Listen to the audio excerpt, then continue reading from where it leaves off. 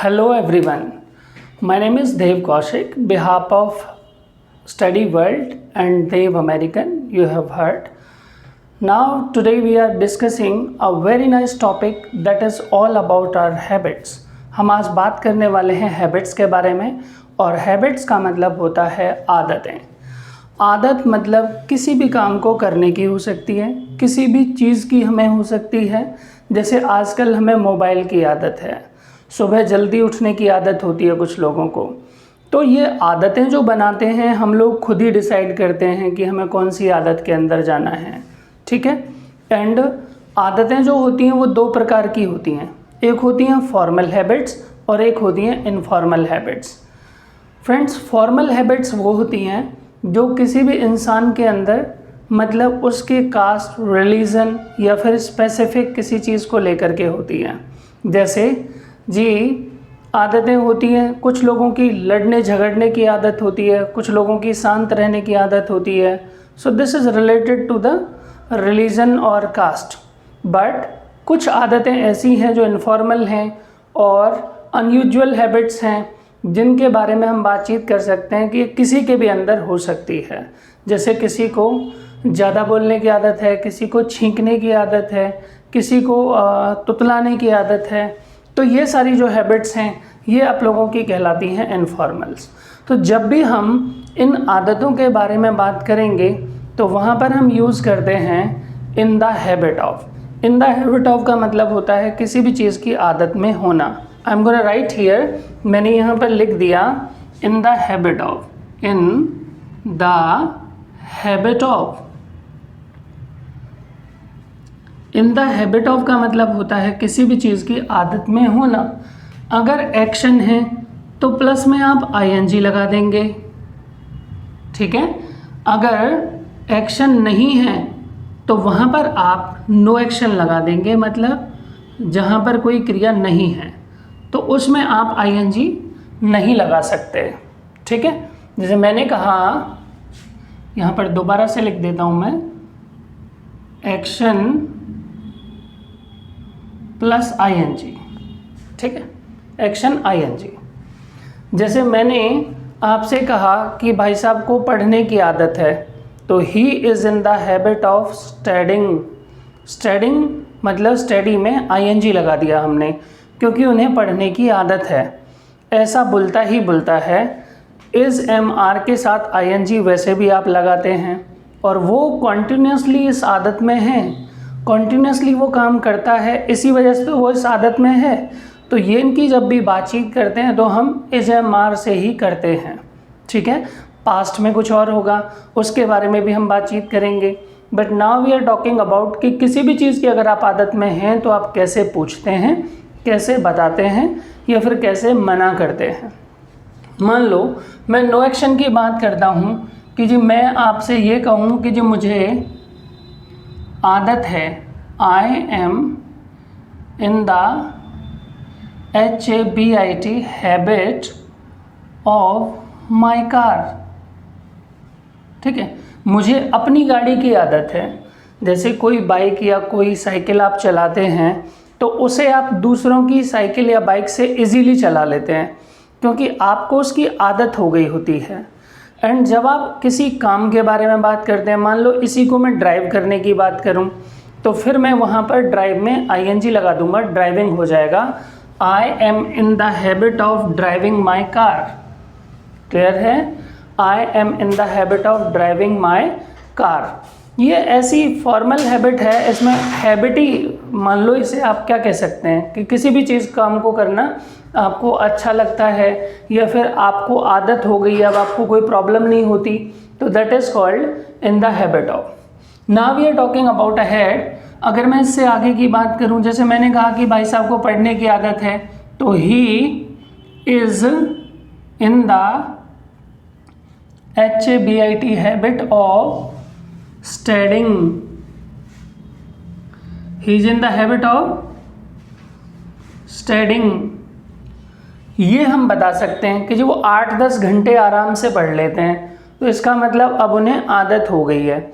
शुरुआत में किसी प्रॉब्लम आ सकती है किसी भी काम को करने में प्रॉब्लम, जैसे साइकिल चलाने में आपको दिक्कत आ सकती है, लेकिन धीरे धीरे क्या हो जाता है, आपको आदत पड़ जाती है। शुरुआत में कोई भी काम जब आप करते हैं तो उसमें आपको टीथिंग प्रॉब्लम्स आती हैं, मतलब शुरुआती परेशानियां, लेकिन धीरे धीरे आप उसके आदती हो जाते हैं। तो फिर वहाँ पर आप बता सकते हैं कि आई एम हैबिचुअल या फिर आई am in the habit of, I am in the habit of action plus ING। जैसे मैंने कहा कि जी उन्हें आदत है डेली स्कूल जाने की। फर्स्ट डे तो थोड़ा ऑड लगता है, लेकिन अब आदत है, he is in the habit of going to school. बहुत सारी अनयूजुअल हैबिट्स के बारे में भी हम बात करेंगे। जैसे अगर मैं आपसे सवाल पूछता हूँ तो मैं इसे मार्क को पहले रख दूंगा, जैसे हम ऑलरेडी पढ़ चुके हैं। तो are you in the habit of anything, मैंने यहाँ पर लिख दिया are you in the habit of BLINKING blinking the eyes. ठीक है, क्या आपको आंखें मिचमिचाने की आदत है? कई बार कुछ लोगों की आइज जो होती है उनका साइज छोटा होता है, तो उनकी जो पलकें हैं वो ज़्यादा बार खुलती बंद होती हैं, तो उसके लिए एक इंग्लिश में वर्ड है ब्लिंक, ब्लिंक करना। ठीक है, आपने लाइट को भी देखा होगा, कई बार लाइट आती जाती है तो वहाँ पर उसकी भी ब्लिंकिंग होती है। ऐसे ही जिनकी छोटी आंखें होती हैं कई बार वो ज़्यादा बार ब्लिंक करती हैं। जैसे सौरव गांगुली को भी आप लोगों ने देखा होगा, जैसे वो चश्मे उतारता है ब्लिंकिंग करने लगती हैं उसकी आइस। आई एम टेलिंग, मैं ये नहीं कह रहा कि उसकी छोटी हैं आँखें, बट आई एम टेलिंग कि वो इस आदत में है। तो अगर मैं कहूँगा कि जी वो आदत में है तो ही is in the habit of. अगर मैं आपसे पूछूँ जी क्या आप भी इस आदत में हो, तो are you in the habit of blinking the eyes, are you in the habit of blinking the eyes. I am telling, ये जो गलत आदतें हैं ये आ तो बड़ी आसानी से जाती हैं लेकिन जाती नहीं हैं। ठीक है, और अच्छी आदतें आती बड़ी आसानी से नहीं है लेकिन जाने में टाइम नहीं लगता। बट जो अच्छी आदतें हैं अगर आप उन्हें डालते हैं तो आपकी लाइफ को अच्छा बना देंगी। अगर जो गलत आदतें हैं उन्हें आप अपने अंदर लाएंगे तो वो आपको ही गलत बना देंगी, गलत दिशा में ले जाएंगी। जैसे स्मोकिंग की आदत हो सकती है, बहुत सारे लोगों को होती है स्मोकिंग की हैबिट। तो मैंने अगर सामने वाले से पूछा जी क्या आपको स्मोकिंग की आदत है, are you in the habit of smoking, ऐसे लोग जो लगातार स्मोकिंग करते हैं, वो जो मतलब ना तो मैच बॉक्स रखते हैं ना लाइटर रखते हैं, एक सिगरेट बुझती है और दूसरी उसी से जला लेते हैं, ऐसे लोगों को आप बोलते हैं chain smoker, CHAIN, chain smoker. ठीक है, वो चेन बना करके रखते हैं एक दूसरे से, मतलब एक बुझी दूसरी लगा ली। सो अगर मैं आपसे पूछूं क्या आप हो, आर यू चेन स्मोकर, भाई साहब वो हैं, ही is a chain smoker, he is in the habit of smoking, he is in the habit of smoking. इस तरीके से आप बताएंगे। एक आदत होती है आप लोगों की, मैं आपसे बता रहा था कि बुरी आदतें बड़ी मुश्किल से जाती हैं, तो हम इंग्लिश में बोलते हैं old and bad habits die hard, old and bad habits die hard. अब ये डाई हार्ड क्या होता है? डाई हार्ड का मतलब होता है जिसे आसानी से समझाया ना जा सके, जिसे मारा ना जा सके, जिसे आसानी से ख़त्म ना किया जा सके, वो चीज़ कहलाती है डाई हार्ड। आप किसी इंसान के बारे में बात कर सकते हैं, हॉलीवुड में तो इस नाम से पूरी सीरीज़ बनी है, फिल्म बनी है बहुत सारी डाई हार्ड के नाम से। But I am telling, Bollywood के अंदर भी डाई हार्ड लोग हैं जिन्हें मारना तो दूर, टच करना भी बहुत मुश्किल है। उनमें से एक नाम है सन्नी देओल, सुना होगा ना आप लोगों ने। विलन जो है उससे दूर दूर रहते हैं क्योंकि ही इज़ डाई हार्ड, उसे मारना बहुत मुश्किल है। तो कोई भी आदत उसे जी समझाना बहुत मुश्किल है, उससे आप गॉसिप मत कीजिए, उससे ज़्यादा बात मत कीजिए, उसे आप समझा नहीं पाओगे। He is a die hard. ठीक है, तो डाई हार्ड, बहुत सारी बैड हैबिट्स जो होती हैं वो भी डाई हार्ड ही होती हैं। तो मैंने यहाँ पर लिखा है old and bad habits die hard, की पुरानी और बुरी आदतें बड़ी मुश्किल से जाती हैं। तो अगर आप किसी दूसरे से कह रहे हो कि जी छोड़ दो इस आदत को, तो आप कहेंगे kick this habit, kick this habit. Kick this habit का मतलब होता है इस आदत को छोड़ दीजिए, ठीक है, ठोकर मार दीजिए ऐसी आदत को, तो उसे इंग्लिश में बोलते हैं किक दिस हैबिट। अभी एक आदत मैंने यहाँ पर लिखी, that is called SHRUG। SHRUG सर्ग का मतलब होता है कंधे मटकाना।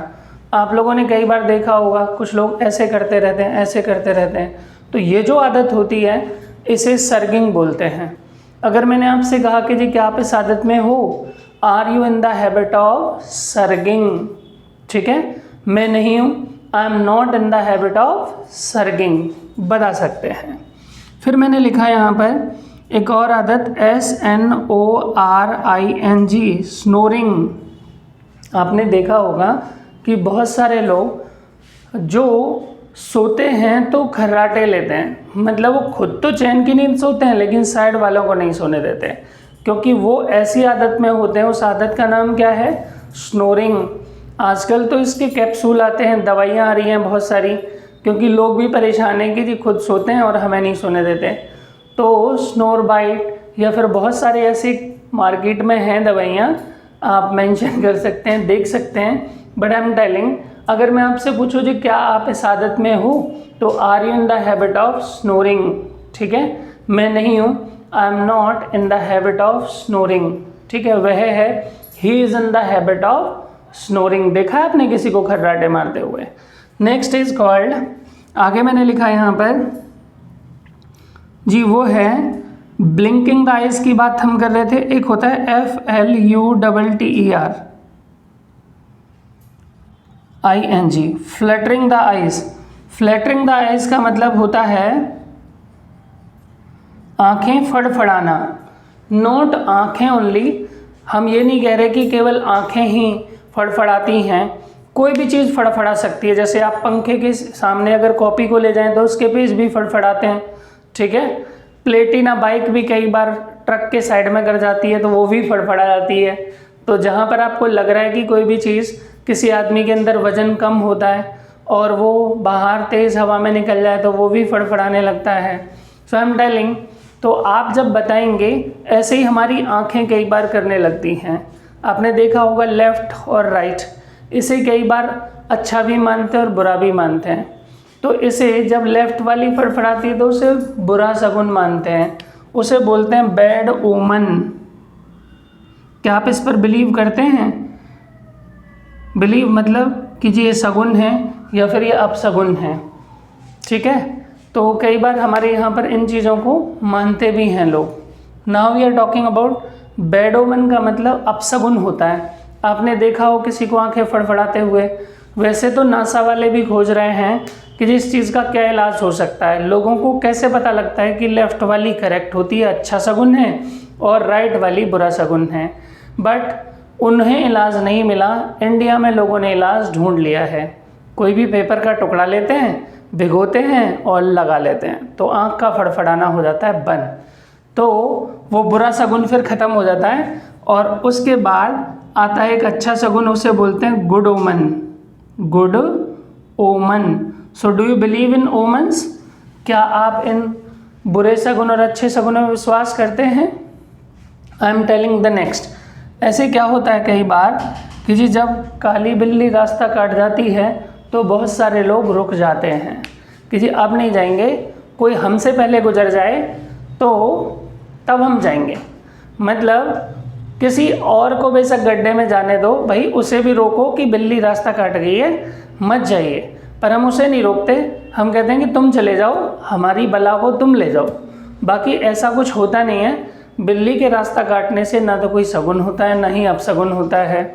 ऐसे लोग जो इन लोगों को मानते हैं, इन बातों को मानते हैं, वो कहलाते हैं सुपरस्टिशियस, मतलब अंधविश्वासी टाइप के जो लोग होते हैं, उन्हें बोलते हैं SUPER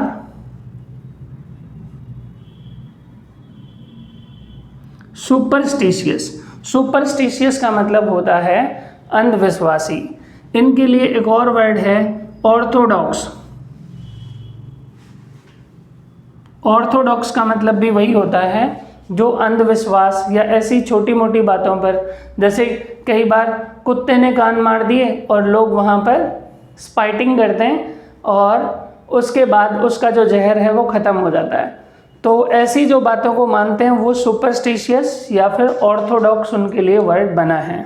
तो अगर मैं आपसे पूछूं कि जी क्या आप इस आदत में हो, are you in the habit of fluttering the eyes, कुछ लोगों को आदत होती है उंगलियों को चटकाने की, that is called CRACK, crack the fingers.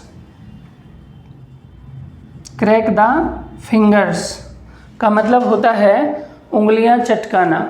सुबह सुबह कई बार लोग चटकाने लगते हैं, कुछ लोग ऐसे चटकाते हैं, कुछ लोग खींच करके चटकवाते हैं, या फिर बुज़ुर्गों को देखा हो आपने बच्चों से चटकवाते हैं, जोर लगा के होई सा, दम लगा के होई सा, एक टॉफ़ी के चक्कर में, और बच्चा लगा रहता है। आई एम टेलिंग, तो ये जो आदत है ये कहलाती है आप लोगों की क्रैक द फिंगर्स। ठीक है, तो क्या आप करते हैं? ये तो अच्छी आदत है, ऐसा बहुत ख़राब नहीं है, लेकिन कुछ लोगों को इतनी आदत हो जाती है कि वो 24 आवर इन्हीं में लगे रहते हैं, वो गलत है। ठीक है, नेक्स्ट है, अगर मैं आपसे बात करता हूँ आगे की हैबिट की, तो एक होता है सल्क, SULK। सल्क का मतलब होता है मुंह बनाना। अब ये मुंह बनाना क्या होता है? तो मुंह बनाने का मतलब कोई भी चीज़ आपकी पसंद की आपको नहीं मिली और आपके एक्सप्रेशन चेंज हो गए। कई बार ड्रेस आपको पसंदीदा नहीं दिलाई घर वालों ने और आपका मुंह बन गया। आप कुछ और एक्सपेक्ट कर रहे थे, खाने में आपका मन था और घर वालों ने कुछ उल्टा सीधा बना दिया, या फिर आपका फेवरेट नहीं बनाया, तो आपका मुंह बन जाता है। तो उस मुंह बनाने को इंग्लिश में बोलते हैं सल्क।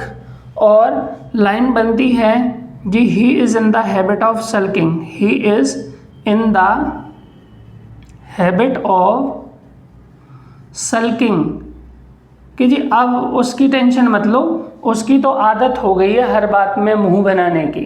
ठीक है, उसे कितना ही अच्छा करके दे दो, वो तो हर बात में मुंह बनाता है। और कई बार ऐसा भी बोल देते हैं कि मुंह नहीं बना रहा है ही ऐसा। ठीक है, तो बोलेंगे he is not sulking, he is so, he is so का मतलब होता है वो मुंह नहीं बना रहा है ही ऐसा परमानेंट। ठीक है, ऐसे ही नेक्स्ट एक आदत है that is called ruffling the hairs, RUFFLING। ये वर्ड आपने पहले पढ़ा है, इसके डिटेल के लिए आप एक यूज टू की क्लास देख सकते हैं, उसमें मैंने डिटेल से बात की थी। ठीक है, वो भी आपको मिल जाएगी एप्लीकेशन पर। आई एम टेलिंग, तो रफलिंग द हेयर्स का मतलब होता है, ठीक है, रफलिंग द हेयर्स का मतलब होता है बालों में हाथ मारना। बार बार हाथ मारने की आदत होती है ना कुछ लोगों को, पहले बहुत ज़्यादा होती थी, अब तो बालों में हाथ मारने से लोगों को पता लग गया कि हर बार 2-4 बाल झड़ जाते हैं और कुछ ही टाइम पर हाथ मारने लायक ही नहीं बचते। तो जी अब लोगों की आदत नहीं है। बाकी फिर भी अगर आप पूछोगे तो आप ऐसे पूछ सकते हो, are you in the habit of ruffling the hairs, और वो जवाब दे रहा जी मैं ऐसी किसी आदत में नहीं हूँ, I am not in the habit of ruffling the hairs. ठीक है, अगर आप इन्हीं चीज़ों को पास्ट में पूछते हैं कि जी पहले थे क्या आप इस आदत में, ऐसा लग रहा है, अगर किसी के बाल आपको लग रहा है जी झड़े हुए हैं या फिर आगे से ख़त्म हो गए हैं, तो आप उनसे पूछ सकते हैं जी क्या आप इस आदत में थे, तो लाइन बन जाएगी पास्ट में, वर you in the habit of, were you in the habit of ruffling the hairs, ruffling the hairs, were you in the habit of ruffling the hairs. Next है, एक होता है आप लोगों का रफलिंग द हेयर्स के बाद I am writing the next habit that is called LISP, lisping. Lisping का मतलब होता है तुतलाना। बहुत सारे लोगों को थी पहले आदत, बट अब तो स्पाइसी फूड इतना खाते हैं कि जी तुतलाने का आपने बहुत ही कम लोगों को देखा होगा तुतलाते हुए। पहले लोगों की ज़ुबान मोटी होती थी तो टफ वर्ड्स बोल नहीं पाती थी और उनको ऐसी ही फिर बोलने की आदत हो जाती थी। पर आजकल आपको ये वाली जो हैबिट है ये बहुत कम लोगों के अंदर मिलेगी। फास्ट फूड ने सबको ज़ुबान को पतला कर दिया, बाकी शरीर को मोटा कर दिया है। आई एम टेलिंग, तो लिस्पिंग का मतलब होता है तुतलाना। एक होता है आप लोगों का SUCK, सक द थंब। कुछ लोगों को पहले आदत थी कि वो अंगूठा चूसते रहते थे, बच्चे जो थे ना वो 24 घंटे ऐसे लगे रहते थे, तो ये कहलाती थी सक द थंब। ठीक है, अभी हम एक और आदत होती है उसे बोलते हैं आप लोगों का स्टैमरिंग। स्टैमरिंग का मतलब होता है हकलाना। एक तो होता है तुतलाना, तुतलाने में तो सारे वर्ड अलग टोन में निकलते हैं, लेकिन हकलाने में वर्ड निकलते ही नहीं है, ब्रेक लग जाता है, बिल्कुल जैम। उसके बाद बंदे को एक साथ याद आता है और फिर वो बोलना स्टार्ट करता है, तो तुझसे ही कह रहा हूँ, इस तरीके से जो बात करते हैं ना, तो वो कहलाते हैं आप लोगों का स्टैमर, और इस आदत को स्टैमरिंग बोलते हैं। तो अगर मैं आपसे कहूँ कि जी मेरा एक दोस्त था जिसे हकलाने की आदत थी, one of my friend was there, he was in the habit of stammering. ठीक है, ही वॉज, क्या तुम भी थे क्या? Were you in the habit of stammering, were you in the habit of stammering, इस तरीके से आप लोग बता सकते हैं। अभी कुछ लोगों की आदतें आपस में बहुत ज़्यादा मिलती हैं और ऐसे लोग हमेशा दोस्त बन जाते हैं। आपने देखा होगा जिनकी आदतें आपस में मिलती हैं। अक्सर स्कूल में जब आप फर्स्ट डे जाते हैं या कॉलेज में आप फर्स्ट डे जाते हैं तो पहले दिन कुछ ही घंटों में डिसाइड हो जाता है then who will be your friends and who won't be. ठीक है, किन से आपकी अच्छी बनेगी। तो कैसे पता लगता है? आदतों की वजह से ही आप लोग पता लगाते हैं। ठीक है, जिनकी आदतें आपसे मिलती हैं, ऐसे लोग जिनकी आदतें आपसे मिलती हैं उन्हें बोलते हैं लाइक माइंडेड। लाइक माइंडेड का मतलब होता है जिनकी आदतें या फिर जिनका मन जो होता है या जिनका दिमाग एक जैसा हो, एक जैसा सोचे, एक जैसा व्यवहार करे, उसे कहते हैं लाइक माइंडेड। और ऐसे लोग हमेशा होते हैं फ्रेंड्स। तो like minded people are always friends. मैं नहीं कह रहा, ऐसी कहावत है। ठीक है, like minded people are always friends, जो एक जैसा सोचते हैं वो हमेशा दोस्त बन जाते हैं। दोस्त के लिए इंग्लिश में क्या वर्ड है? फ्रेंड। फ्रेंड के अलावा एक वर्ड और होता है पाल, का मतलब भी दोस्त होता है। एक होता है चम, चम भी दोस्त को बोलते हैं। एक होता है बड़ी, ये तो आपने हिंदी में भी यूज़ किया होगा। ठीक है, पहले से बाड़ी बोलते थे, आजा बाड़ी आजा खेलेंगे, तो ये that word was in English, ये इंग्लिश में भी था और अभी भी है। सो वो कहलाता है आप लोगों का बड़ी। उसके बाद है पाल, चम, बड़ी, बॉसम। एक है सोलमेट। ठीक है, सोलमेट का मतलब होता है ऐसा नहीं कि जुड़वा पैदा हुए थे या फिर जिनकी आत्मा मिली हुई हैं, ऐसा नहीं है, बट ऐसे लोग हैं जो बचपन से साथ साथ बड़े हुए हैं, साथ साथ पढ़े हैं, उनकी हैबिट्स भी आपस में मिलती हैं, जिनके बारे में घर वालों को सोचने की ज़रूरत नहीं है कि जी कहाँ होगा लड़का, उसके घर होगा, और वो कहाँ होगा, वो हमारे घर होगा। तो दोनों 24 आवर ऐसे ही रहते हैं। ऐसे लोगों को बोलते हैं सोलमेट, जिगरी यार या फिर लंगोटिया यार बोलते हैं हिंदी में। नेक्स्ट आई एम टेलिंग, ऐसे लोग जो अलग अलग दिमाग वाले होते हैं, जैसे मैंने यहाँ पर माइंडेड लिखा, तो ये माइंडेड जो होता है ये खाली वर्ड नहीं होता। अगर आप किसी से कह रहे हैं जी ये बच्चा माइंडेड है, तो ऐसे बोलना गलत होता है। केवल माइंडेड नहीं, माइंड तो सबके अंदर ही होता है, लेकिन उसका दिमाग किसी विशेष काम में अगर चलता है कि जी मैथ बहुत अच्छा है इसका, तो ही इज़ मैथ्स माइंडेड। ठीक है, अगर आप कहेंगे कि जी इसका दिमाग बिजनेस में बहुत ज़्यादा चलता है, तो ही इज़ अ बिजनेस माइंडेड। इस तरीके से आप लोग बताएंगे, ना कि खाली माइंडेड बोलेंगे। Now we are talking about कि जी माइंडेड और कितने तरह के होते हैं, कहाँ कहाँ पर यूज़ करते हैं। So I am gonna write here, मैं यहाँ पर लिख देता हूँ। तो जो माइंडेड लोग होते हैं ना, वो कई प्रकार के होते हैं। अभी मैं यहाँ पर लिख रहा हूँ कुछ लोगों को जिनके दिमाग अलग अलग होते हैं। जैसे मैंने लिखा BUSINESS, बिजनेस माइंडेड, जिनका दिमाग बिजनेस में बहुत ज़्यादा चलता है। जैसे गुजराती लोग जो होते हैं, कुछ राजस्थानी मारवाड़ी लोग होते हैं, ये पैदाइशी बिजनेसमैन होते हैं। So Gujaratis are always business minded. I am not talking about the prime minister, वो तो अलग हैं, his ultimate personality. But now we are discussing about, हम बात कर रहे हैं बिजनेस माइंडेड। तो जिन लोगों का दिमाग बिजनेस में चलता है, जो 1 रुपये का भी हिसाब लगा करके चलते हैं, वो कहलाते हैं बिजनेस माइंडेड। ठीक है, उसके बाद है एक आप लोगों का EVIL, इविल माइंडेड भी होता है, शैतानी दिमाग। ठीक है, एक होता है एम्प्टी माइंडेड, जिनके दिमाग में कुछ ना हो, एम्प्टी माइंडेड। ठीक है, एक होता है फनी माइंडेड। फनी माइंडेड का मतलब होता है, मतलब जो हमेशा खुश रहते हैं, जो जिनके साथ कोई रहता है वो भी बंदा खुश रहता है, मतलब ह्यूमरस किस्म के इंसान होते हैं, हंसी मजाक में ही वो अपना टाइम निकालते हैं। जैसे कपिल शर्मा देखा है आप लोगों ने, 24 आवर उन्हीं ने इसको प्रोफेशन बना लिया है, प्रोफेशन ही बन गया पूरा। फनी माइंडेड बंदा है, एम्प्टी माइंडेड, फनी माइंडेड। एक होता है सीरियस माइंडेड। सीरियस माइंडेड का मतलब होता है जो कितने ही आप हंसी मजाक कर लो, कुछ भी कह लो, लेकिन वो बंदा एक्सप्रेशन चेंज ही नहीं करता, हमेशा सीरियस ही रहता है, that is called serious minded. उसके बाद है आप लोगों का empty minded, business minded, funny minded. एक होता है सिंगल माइंडेड। सिंगल माइंडेड का मतलब एक बार जो डिसाइड हो गया, समझो हो गया। अगर IAS करनी है तो IAS करनी है, अगर IIT करनी है IIT करनी है, डॉक्टर बनना है तो डॉक्टर बनना है। ऐसे लोग कहलाते हैं सिंगल माइंडेड। एक और होते हैं टफ माइंडेड।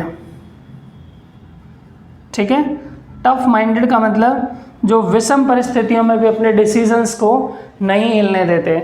जैसे हमारे जो आर्मी वाले बंदे होते हैं, सोल्जर्स होते हैं हमारे, दे आर टफ माइंडेड, कि परिस्थितियाँ चाहे कितनी विषम हो जाएं, लेकिन वो अपने डिसीजंस पर टिके रहते हैं, टफ माइंडेड।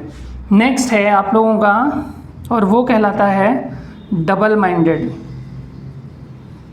डबल माइंडेड, और इसके लिए एक वर्ड और है फिकल माइंडेड, FICKLE।